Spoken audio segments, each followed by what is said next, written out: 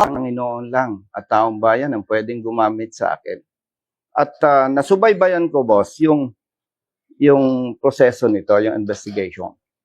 At kung matatandaan mo, nagsimula yan sa sinasabing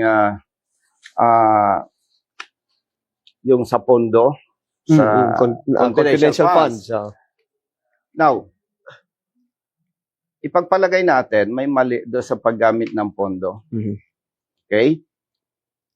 Ang nakikita ko doon, may ibang pamamaraan na kung saan, kung ang interes ng sino man ay protektahan ang pera ng taong bayan, bakit si Vice President Duterte lamang? Ay meron dyan ang pondo, bilyon-bilyon Gusto ba nilang sabihin na ina-assume nila na itong bilyong-bilyong pondo ng taong bayan ay nagagamit ng iba ng maayos? Ako, hindi naman ako manghuhula, boss. Hindi ako maniniwala.